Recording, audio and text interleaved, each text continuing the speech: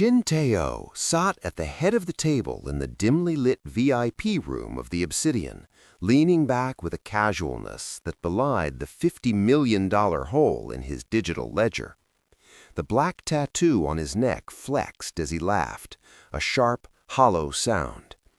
For generations, the syndicate had survived through muscle and blood, but now their wealth was evaporating into a digital void they couldn't see, touch, or stop. Without a fix, the city's most formidable empire was less than a year away from a hard reset, total bankruptcy, and a death sentence from their global creditors. The narrative grabs attention by juxtaposing Shin Tae-Oh, a man whose athletic build and bold tattoos scream physical dominance, with Maya Vance, a girl in a dark blue delivery uniform holding a bright yellow insulated bag. The scene creates immediate intrigue through the billion-dollar joke. Tae-Oh, surrounded by his inner circle and the worried, corporate-looking Min Seo, catches the delivery girl's eyes lingering on the tablet, a device containing the syndicate's most dangerous secrets. Instead of a threat, he sees a punchline. He holds the tablet up like a trophy and, in an act of pure intellectual desperation, masked as mockery, asks a big worker to solve a problem that has baffled his top-tier executives. The contrast between the men's boisterous, suited power and Maya's silent, composed stillness sets the stage for a shocking reversal of authority. The air inside the VIP lounge of the Obsidian was thick with the scent of expensive sandalwood and the sour tang of unadmitted fear. Shin Tae-Oh leaned back in his leather chair, the white silk of his dress shirt straining against his shoulders. He looked every bit the relaxed predator, his fingers casually drumming against the mahogany table, but his eyes were fixed on the tablet propped up like a trophy before him. On the screen, a series of complex spreadsheets glowed with an aggressive neon red hue. "Tell me again, Min Seo," Tae-Oh said, his voice a low, dangerous purr. "Use simple words so the rest of the room can enjoy the joke." Min Seo, the organization's CFO, wiped a bead of sweat from his brow. He was a man who lived by the logic of numbers, but the numbers were currently betraying him. It's a ghost in the machine, boss. We've checked the offshore accounts in Panama, the shell companies in Cyprus, and the crypto tumblers. The ledgers match, but the capital is shrinking. We're losing roughly $2 million every 7 days. Losing? Dae-sung, the head of security, slammed a heavy fist onto the table. The black ink on his knuckles stood out against his pale skin. You don't lose $2 million, you get robbed. Tell me who to break and I'll get it back. That's the problem, Dae-sung, Ji-woon, the operations manager, interjected while staring intently at his own phone. There is no one to break. No one is physically moving this money. It's like the vault has become transparent. The authorities or a rival group are watching the flow and siphoning the interest and the principal before it even settles. Tae-Oh let out a sharp, barking laugh that made the men around him jump. He picked up the tablet, angling it so the others could see the steep downward trajectory of their fortune. We aren't being robbed by rivals, we're being erased by algorithms, he mused, his eyes crinkling with a dark sort of amusement. To the subordinates in the background, Tae-Oh appeared invincible, a leader who found comedy in crisis. But internally, Tae-Oh felt the walls closing in. The Hang family syndicate had survived 3 decades of street wars and federal stings, but they were now facing a predator they couldn't shoot. His father's methods, the old-school rooting and the physical handoffs, were no longer a shield. They were a neon sign pointing the way for digital vultures. $2 million a week, Tae-Oh repeated, his voice dropping to a whisper. In 6 months, we're a memory. In 12, we're a cautionary tale. He looked at the door, expecting the service staff to interrupt the heavy silence. He needed a drink, and more importantly, he needed a miracle that none of the suited men in front of him seemed capable of providing.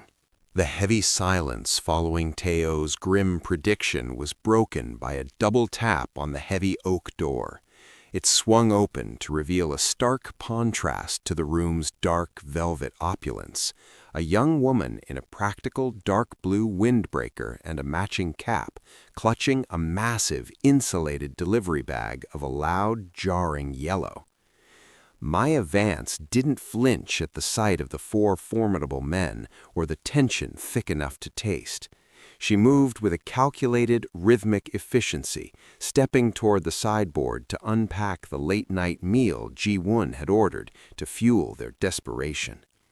While the men in suits remained frozen in their paralysis, she was a blur of quiet motion, setting down containers of steaming jjigae and grilled meats. Tae-Oh didn't look at the food. He remained slouched in his chair, his eyes tracing the ink on his own forearm as he waited for his heart rate to settle. But as Maya reached across the edge of the table to place a stack of napkins, she paused. It was a fraction of a second, a hitch in her professional stride that only a man trained to spot an opening would notice. Her gaze hadn't landed on the cash tip Ji-Woon was holding out. It was fixed on the tablet. Maya's expression remained a mask of neutral, detached professionalism, but her eyes were moving with a terrifying speed. She wasn't just glancing at the screen, she was reading it. Her pupils flickered from the column of diminishing returns to the offshore routing codes, her brow furrowing almost imperceptibly as she processed the red-inked failure that had stumped Min-So for months. "Is there a problem with the order?" Tae-Oh asked, his voice cutting through the room like a cold blade. The background associate stiffened, and Dae-Sung shifted his weight, his hand moving instinctively toward his blazer. Maya didn't jump. She didn't even look up immediately. She finished placing the last container, her squared shoulders reflecting a strange, unyielding dignity that seemed entirely out of place for a girl delivering takeout at midnight. Finally, she met Tae-Oh's gaze. Her eyes were unreadable, neither intimidated by his reputation nor impressed by the luxury surrounding him. She looked at him the way one looks at a simple logic puzzle that had been unnecessarily overcomplicated. "The order is fine," she said, her voice steady and resonant. She adjusted the strap of the yellow bag over her shoulder, but her feet remained planted. She lingered for one heartbeat, then two. Her eyes darted back to the tablet one last time with a flash of unmistakable intellectual recognition. Tae-Oh watched her, his curiosity finally overriding his frustration. He saw the name tag pinned to her chest, Maya, and for the first time in weeks, he felt a spark of something other than impending doom. It was a ridiculous thought, an insult to the degree-holding experts at his table, but he couldn't shake the feeling that the girl in the yellow bag had seen something they had all missed. Tae-Oh leaned forward, his elbows resting on the mahogany surface as he watched the delivery girl. The tension in the room was a living thing, coiled and suffocating, but he saw an opportunity to vent his mounting frustration. He glanced at Min-So, who was still fumbling with a stylus, his face pale under the harsh LED lights of the lounge. The contrast was delicious. A man paid hundreds of thousands to manage an empire's wealth, paralyzed by a screen, and a girl in a polyester uniform who hadn't blinked once. "You have an interesting look in your eyes, Maya," Tae-Oh said, his voice echoing with a deceptive softness. He tapped the glass of the tablet, sliding it toward the edge of the table where she stood. "My CFO here, a man with 3 degrees and 15 years of experience, tells me this money is just vanishing. He's been staring at these same figures for 2 hours and has come up with nothing but excuses." Da-Sung let out a low, guttural chuckle, sensing the shift in the air. The associates in the back began to smirk, leaning in to witness the sport. They expected a show, a moment of levity at the expense of someone who didn't belong in their world. "Since you're so interested in our menu," Tae-Oh said, his smile widening into something sharp and predatory, Why don't you give us your expert opinion? Consider it a joke to lighten the mood. Tell us, Maya from the delivery app, how do we stop our millions from evaporating? Min-So let out a forced, nervous laugh. Boss, really? She probably can't even read a balance sheet. We're dealing with high-frequency anomalies and offshore— Quiet, Min-So, Tae-Oh snapped, though his eyes never left Maya's. I'm asking the lady. She looked at that screen like she'd seen a ghost she recognized. So, Maya, don't be shy. The floor is yours. How would you save my skin? The room fell into a taunting, expectant silence. Ji-Woon checked his watch, shaking his head, while the men in the background exchanged amused glances. They saw a delivery girl who was likely worried about her rating and her tips. They didn't see the way her posture shifted, the way her shoulders squared, and the cold, analytical fire that suddenly ignited in her gaze. Maya didn't look at the men laughing at her. She looked down at the tablet. She didn't hesitate, and she didn't tremble. She reached out, her finger hovering just millimeters above the glass, tracing the very line of code that Min-So had dismissed as a glitch. When she finally spoke, the voice that came out wasn't that of a service worker. It was the voice of a surgeon about to make the first cut. Maya didn't flinch at the mockery. Instead, she set the bright yellow delivery bag on the floor with a soft thud, a gesture that felt strangely like a knight discarding a shield before drawing a sword. She stepped closer to the table, her presence expanding until the suited men around her seemed to shrink into the velvet upholstery. "You're looking for a thief with a hand in the jar," Maya began, her voice devoid of its previous service sector softness. It was cool, clinical, and carried the weight of absolute certainty. "You're being hunted by a ghost. This isn't a glitch in your routing, Min-So. It's a predatory scraping algorithm." She reached out and tapped the tablet, her fingers dancing across the screen with a speed that made the CFO's previous efforts look like a child playing with blocks. She swiped through the layers of the shell companies, bypassing the polished summaries to get to the raw, flickering lines of the ledger. "Your father's methods relied on layered obfuscation, hiding the money in deep piles of garbage," she said, glancing briefly at Tae-Oh. "But in a digital-first economy, garbage is easy to sort. There is a third-party AI, likely deployed by a high-frequency trading firm or a federal task force, that has identified your laundering nodes. It's not stealing your money in large chunks, it's ghosting you. Every time a transaction moves through your Cypriot shell, the AI creates a micro-variance in the exchange rate, siphoning off fractions of a cent 1,000 times a second." The laughter in the room died a sudden violent death. Min-So leaned in, his glasses slipping down his nose as he tried to follow her logic. "That's impossible. Our encryption is military grade." "Your encryption is irrelevant if the predator is sitting inside the exchange itself," Maya countered, her eyes flashing with a spark of the brilliance she had tried so hard to bury. "It's using a latency bleed. By the time your system confirms the transfer, the money is already gone, rerouted into a dark pool before the ledger even refreshes. You aren't losing $2 million because of holes in your structure. You're losing it because your structure is predictable, and to an AI, predictable is the same as dead." She straightened up, her gaze returning to Tae-Oh. The boss didn't look like he was joking anymore. His hands were still, his body coiled with a newfound intensity. He looked at the girl in the blue uniform and saw, for the first time, not an invisible worker, but the most dangerous mind in the building. "It's an algorithm of silence," her voice dropping to a low, steady hum. "It doesn't scream when it takes from you. It just waits for you to run dry." The silence that followed Maya's explanation was absolute, broken only by the hum of the restaurant's ventilation. Shin Tae-Oh didn't look at his stunned advisors.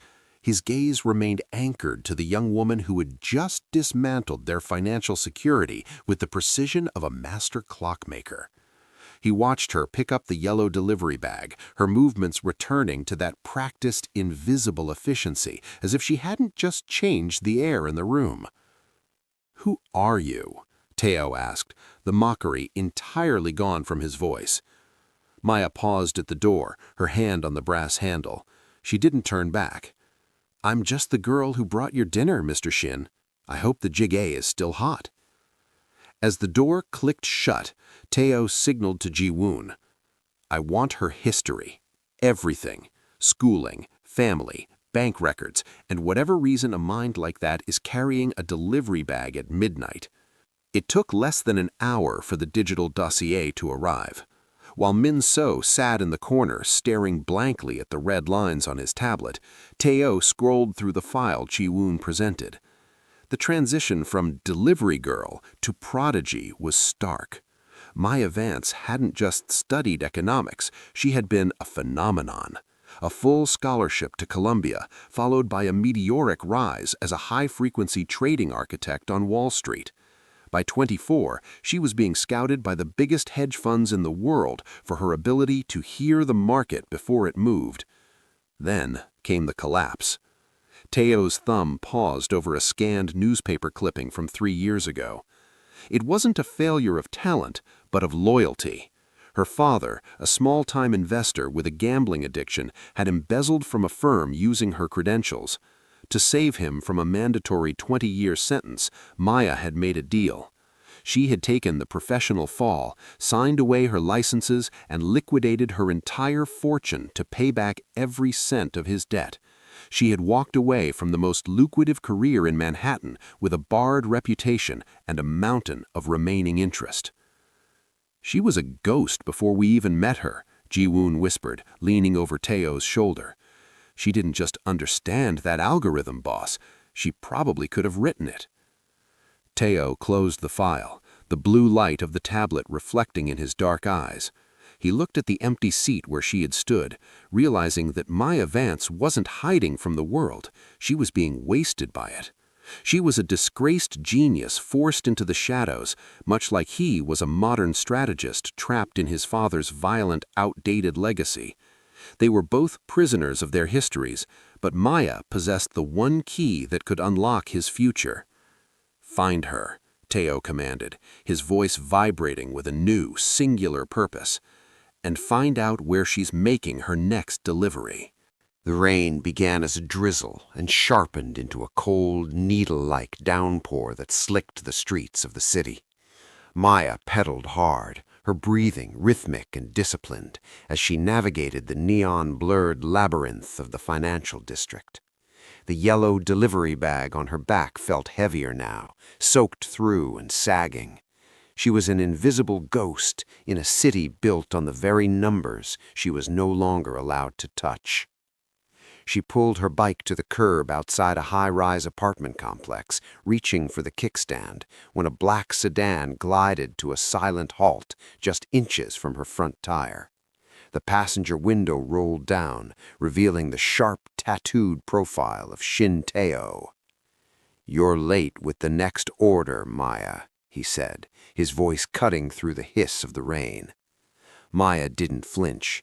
She wiped a stray droplet from her eyelid and looked at him with that same unreadable composure. "I don't have an order for this address, Mr. Shin, and you're a long way from the Obsidian." "I'm exactly where I need to be," Tae-Oh replied. He opened the door and stepped out, ignoring the rain that immediately began to ruin his expensive silk shirt. He walked toward her, his presence commanding, even under the gray, weeping sky. "I read your file. Columbia, Wall Street, the latency bleed prodigy who took a fall for a father who didn't deserve it." Maya's grip tightened on her handlebars.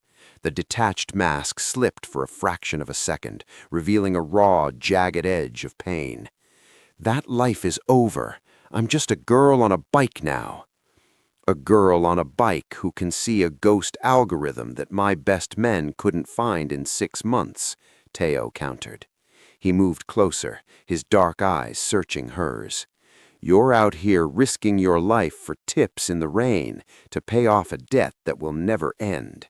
The interest alone is burying you faster than you can pedal." He reached into his jacket and pulled out a clean white business card, though he didn't hand it to her yet. "I have a vault that's bleeding and a desk that's empty. I don't care about your barred licenses or your father's mistakes. I care about that mind of yours. Come work for me. I'll clear your remaining debt by the end of the week, and by next month you'll be making more than that bike ever could in 10 lifetimes." Maya looked at the card, then back at the man who represented everything she had tried to flee. He was dangerous, a kingpin of an underworld she only understood through spreadsheets. But he was also the first person in 3 years who hadn't looked at her and seen a delivery girl. He saw the genius. "What exactly would I be doing?" she asked, her voice barely a whisper against the storm. Tae-Oh smiled, and for the first time it wasn't a joke. "You'll be the ghost that hunts the ghosts." The transition from the rain-slicked streets to the sleek, glass-walled headquarters of the Shin syndicate was seamless, but the atmosphere inside was anything but welcoming. Maya had traded her yellow delivery bag for a high-end workstation, her dark fingers now flying across a mechanical keyboard with the same terrifying precision she had once used to dominate Wall Street. At the center of the room, Tae-Oh watched her with a quiet, intense fascination, but he wasn't the only one watching. Min-So stood by the panoramic window, his reflection ghostly against the city lights. To the rest of the world, he was a high-ranking executive. To the syndicate, he was the man who had failed to see the ghost in the machine.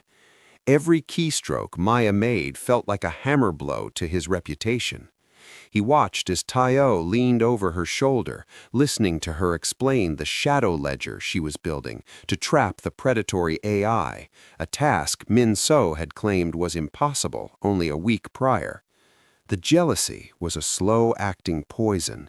It wasn't just that Maya was brilliant, it was that she was an outsider, a delivery girl who had walked into their sanctum and made 15 years of his military-grade encryption look like a child's drawing. When Tae-Oh finally left the room for a meeting with the Elder Council, the temperature in the office seemed to drop. Min-So approached Maya's desk, his footsteps silent on the plush carpet. "You think you've won him over with a few fancy buzzwords and a bit of luck," he said, his voice a low, venomous hiss. Maya didn't look up from the cascading lines of green code. "It isn't luck, Min-So. It's mathematics, and the math says you've been ignoring a backdoor exploit in the Cayman server for 18 months. Min-So's jaw tightened. "Be careful, Maya. This isn't Wall Street. You don't just lose your job here. You lose everything." That night, after Maya had gone home to her cramped apartment, Min-So returned to the terminal. He didn't delete her work. That would be too obvious. Instead, he injected a subtle corruptive loop into her primary script, a logic bomb designed to trigger during the next live capital transfer. It was a move born of pure desperation. If the transfer failed, it wouldn't look like a ghost algorithm was at fault. It would look like the new prodigy had made a catastrophic amateur error. He stood back, adjusting his silk tie as the progress bar flickered, hiding the sabotage deep within the architecture Maya had built. He convinced himself he was protecting the family legacy from an intruder. But in the dim light of the server room, his face reflected only the hollow bitterness of a man who knew his time was running out. The following afternoon, Maya found herself standing on a quiet street corner just 2 blocks from the Shin headquarters, clutching a lukewarm coffee. The transition from the digital world of high-stakes algorithms to the physical reality of the city was always jarring. She was about to head back to her terminal when a silver SUV slowed to a crawl beside her. The window slid down, but it wasn't Shin Tae-Oh's familiar tattooed profile. Instead, a man with cold, hawk-like eyes and a perfectly tailored gray suit leaned out.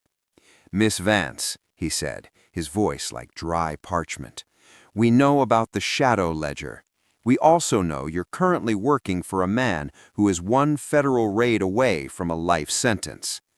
Maya's pulse quickened, but her expression remained the unreadable mask she had perfected on the trading floor. I don't know what you're talking about.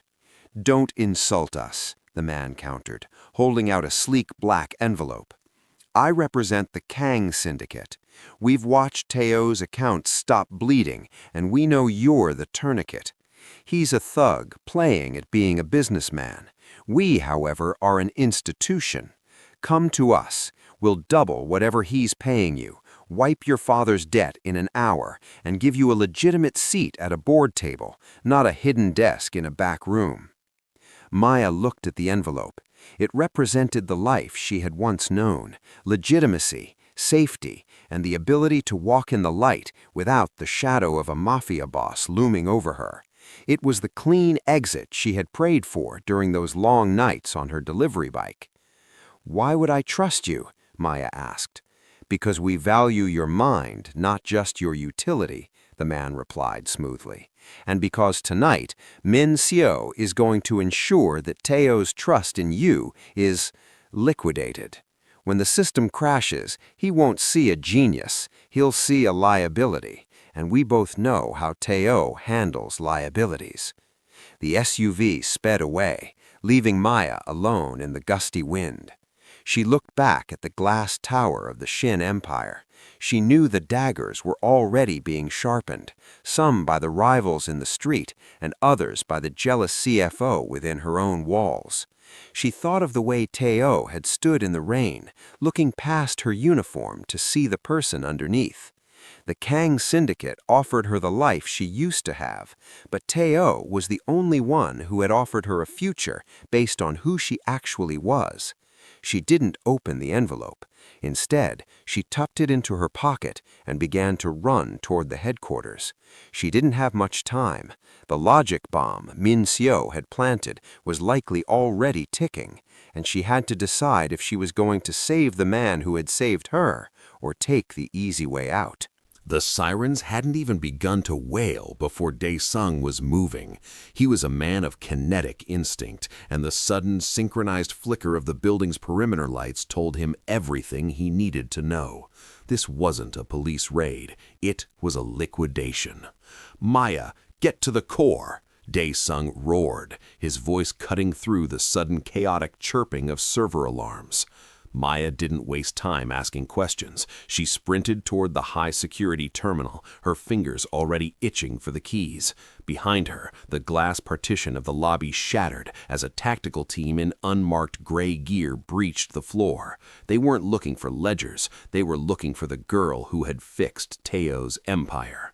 "I need 3 minutes!" Maya shouted, sliding into her chair. Her screen was a mess of scrolling red text. Min Seo's logic bomb had triggered, but it was worse than she'd thought. It had opened a back door for the Kang Syndicate's hackers to paralyze the building's defenses.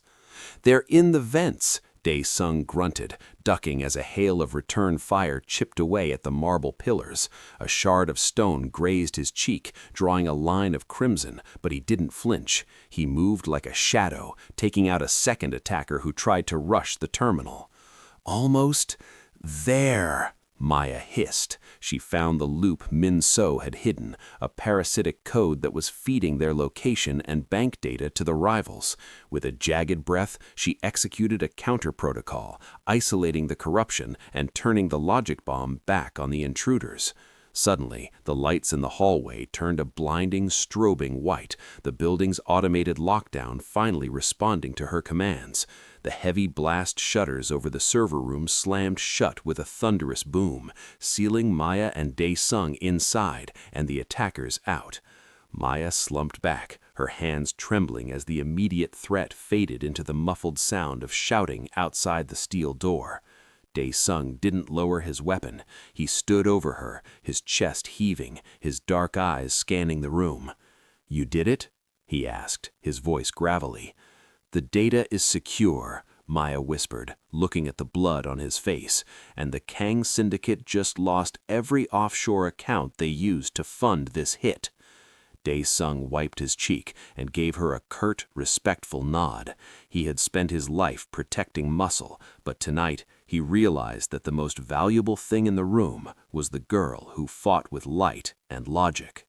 The smoke from the firefight still hung in the vents as Maya returned to her terminal, her hands steady despite the adrenaline coursing through her veins. The failed hit had proven one thing: the old ways were dead. The physical walls of the obsidian were no longer enough to protect the Shin Empire. They needed a fortress made of light and logic. "I'm done patching the leaks," Maya said, her voice echoing in the quiet server room as Tae-Oh entered. He looked at the chaos around them, the shattered glass, the spent casings, and then at her.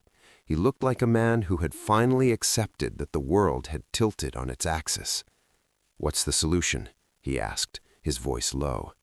"I call it the Ghost Protocol," Maya explained, her fingers dancing across the keys to bring up a visualization of a complex, shimmering web. "It's a decentralized financial nervous system. It doesn't use shell companies or static routing. Instead, it fragments your capital into millions of microtransactions that move through the global market like white noise. It's untraceable because it never stays in one place long enough to exist." Tae-Oh stepped closer, the blue light of the monitor reflecting in his dark eyes. He saw the genius of it, a system that didn't just hide money, but transformed it into something ephemeral and invincible. But then he saw the catch. At the center of the web was a single encrypted node. "This node," Tae-Oh noted, his finger hovering over the screen, "everything flows through here." "Yes," Maya said, turning to face him, the weight of the moment settled between them. "The Ghost Protocol is autonomous, but it needs a heartbeat.